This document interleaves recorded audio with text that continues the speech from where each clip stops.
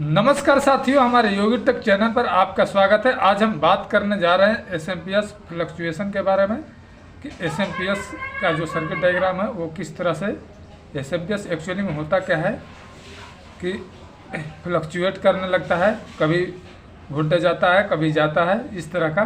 तो हम इसके सर्किट डायग्राम के बारे में जानेंगे और ये किस वजह से होता है, किस पर हमें फोकस करना चाहिए, हम इसके बारे में विस्तार से देखेंगे। पहले हम इसका सर्किट डायग्राम देख लेते हैं कि इसमें क्या क्या कंपोनेंट्स लगे हुए हैं, ये किस तरीके से वर्क करते हैं, हम इसके बारे में देखते हैं। तो शुरू करते हैं। यहाँ पर हमने देखिए, यहाँ पर हमने तीन चीज़ें, हमारा मेन चीज़ होता है, तीन चीज़ें हमारा इनपुट में आती है, फेज, न्यूट्रल और ग्राउंड। ये जो भी मांगे एसएमपीएस होते हैं इसमें तीन चीज़ होती है, फेज, न्यूट्रल और ग्राउंड। ठीक है, जनरली आपको फेज और न्यूट्रल ही दिखता है, लेकिन ग्राउंड सेफ्टी पर्पज़ के लिए होता है ताकि करंट न लगे और हमारे एसएमपीएस भी सुरक्षित रहे। ठीक है, इस वजह से ग्राउंड किया जाता है। ठीक है, फेज, न्यूट्रल और ग्राउंड। और यहाँ पर हम क्या लगाते हैं, फ्यूज लगाते हैं। फ्यूज कितने का, 1 एम्पियर का हमारा फ्यूज होता है। यहाँ पर इंडक्टर लगा हुआ है। इंडक्टर ये 20 मिली हेनरी का है। ठीक है, 20 mH का है। ये इंडक्टर अपना लगा हुआ है। ये एक्चुअली में करता क्या है कि जैसे ही यहाँ से करंट आया, ये फ्यूज को पास करते हुए ये इंडक्टर पर इसको थोड़ा सा स्लो कर देगा। और फिर यहाँ पर हमारा क्या है, देखिए इसके यहाँ से 2 कैपेसिटर लगा हुआ है। ये फिल्ट्रेशन के लिए हमारा कैपेसिटर होता है। ठीक है, ये फिल्ट्रेशन के लिए हमारा ये कैपेसिटर लगा हुआ है, इसका जिसका नंबर है 2200 PF 400 वोल्ट, ये इसका है। और इसका जो हमारा है, दोनों है 2200 PF 400 वोल्ट का ये कैपेसिटर है। ठीक है, यहाँ पर बहुत हाई करंट आती है। ठीक है, तो गलती से भी इसको टच करने की कोशिश नहीं कीजिएगा, नहीं तो बहुत तेज झटका लगेगा।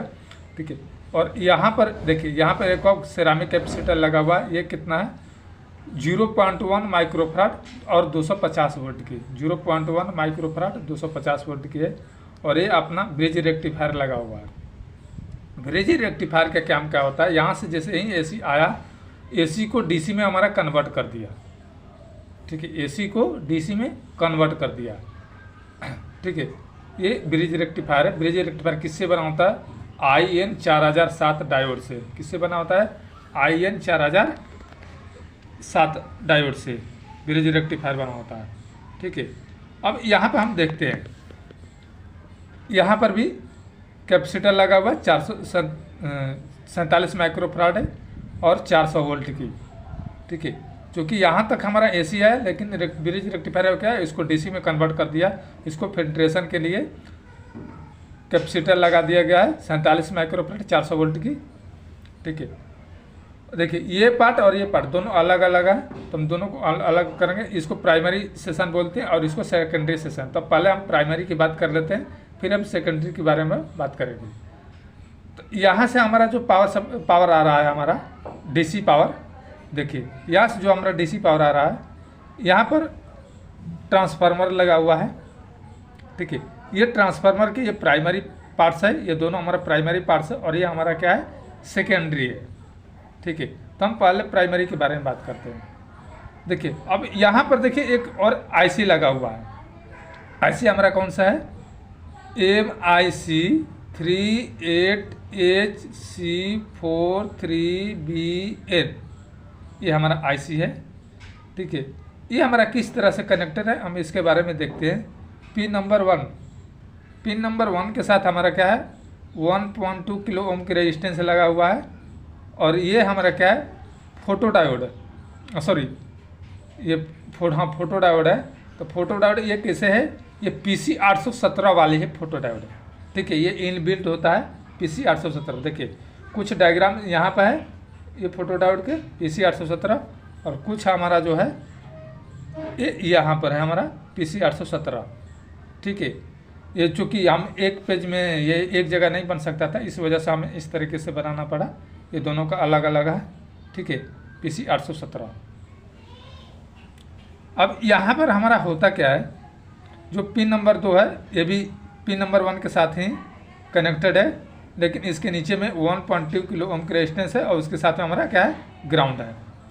पिन नंबर 3 पर कैपेसिटर लगा हुआ है 470 माइक्रोफैराड की और 63 वोल्ट की, ठीक है। इसके साथ में 1 किलो ओम की रेजिस्टेंस है जो हमारा सोर्स पर आया हुआ है। ये हमारा क्या है, सोर्स है, गेट ड्रेन और सोर्स, ठीक है। ये मोसफेट लगा हुआ है यहाँ पे। और देखिए यहाँ पर क्या है ना, पिन नंबर 4 किसके साथ कनेक्टेड है, देखिए यहाँ पर 14 किलो ओम की रेजिस्टेंस है और ये हमारा जो PC 817 इसके होते हुए यहाँ पर देखिए 0.1 माइक्रोफैराड और 63 वोल्ट की एक कैपेसिटर है। और ये कहाँ आया है, पिन नंबर 8 पे। पिन नंबर 7 पे हमारा क्या है, जो हमारा ट्रांसफार्मर लगी हुई है, यहाँ से डायोड एक लगा हुआ है, डायोड के साथ में ये हमारा लगा हुआ है। ये देखिए ये जो रेजिस्टेंस है, ये रेजिस्टेंस एक्चुअली नहीं है, गलती से बन गया है, ठीक है। और ये हमारा एक इसका दूसरा सिरा है, हमारा क्या है, ग्राउंड है, ठीक है।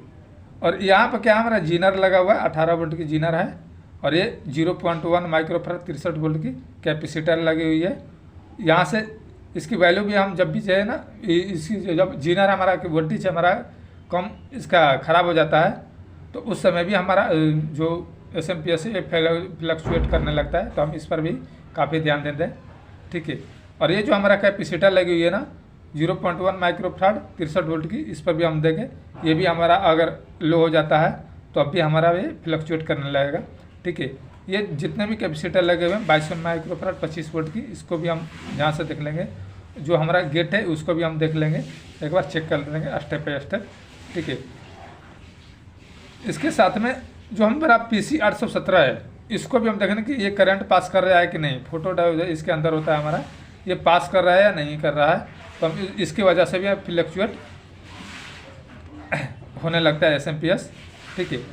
हम इसके पिन के बारे में बात करते हैं, IC के पिन के बारे में। पिन नंबर 1 हमारा क्या है, कंपरेटर होता है। पिन नंबर 2 हमारा क्या होता है, फीडबैक होती है। पिन नंबर 3 क्या होता है, ISNS सेंस करता है ये। और पिन नंबर 4 RTCT होती है, ठीक है। पिन नंबर 5 हमारा क्या है, ग्राउंड है, ये देख रहे हैं।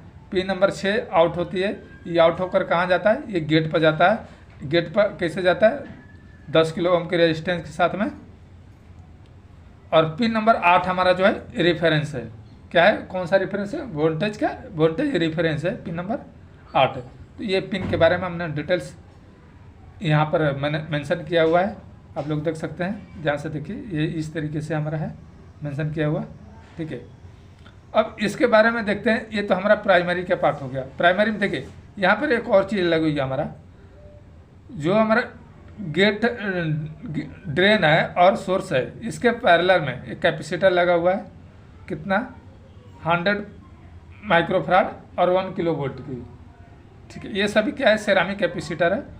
और ये देखिए एक रेजिस्टेंस लगा हुआ है, रेजिस्टेंस कितना ओम का है, 470 ओम की और हाफ वाट में, 470 ओम की रेजिस्टेंस है हाफ वाट में। और ये इसके साथ में ये देखिए ये एक डायोड और लगा हुआ है, ये कौन सा है, UF 4005, ठीक है। ऐसा नहीं कि यहाँ पर 4005 लिखा तो 4007 लगा देंगे, ऐसा हम लोग नहीं कीजिएगा। यहाँ पर UF 4005 ही कैपेसिटर होगा और इसके साथ में ये ग्राउंड होगा, ये सोर्स के साथ, सोर्स के जो रेजिस्टेंस लगे इसके साथ में हमारा क्या होगा, ग्राउंड होगा। ये जो सोर्स के साथ में रेजिस्टेंस है 68 ओम का है, हाफ वाट में, ठीक है, सॉरी क्वार्टर वाट में, 1/4 वाट है, ठीक है, हमने लिख रखा है। ये हमारा हो गया प्राइमरी सेशन। प्राइमरी सेशन में हमारा मेन चीज़ हमारा क्या होता है, जब भी फ्लक्चुएट होता है ना, इस जीनर डायोड पर हम फोकस करेंगे और इसके साथ में जो कैपेसिटर लगी हुई है, इस कैपेसिटर को भी हम फोकस करेंगे कि ये हमारा यहाँ पर प्रॉपर पावर आ रहा है या नहीं आ रहा है। अगर जीनर पर 18 वोल्टेज नहीं दे रहा है समझ जाइए, तो ये हमारा फ्लक्चुएट करेगा, हम इसको पहले चेक कर लेंगे।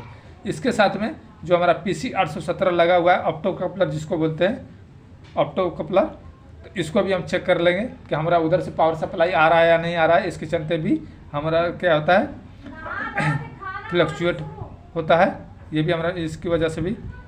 ये तो हमारा हो गया प्राइमरी का पार्ट। अब दूसरी बात करते हैं सेकेंडरी का। सेकेंडरी में हमारा होता क्या है एक्चुअली में,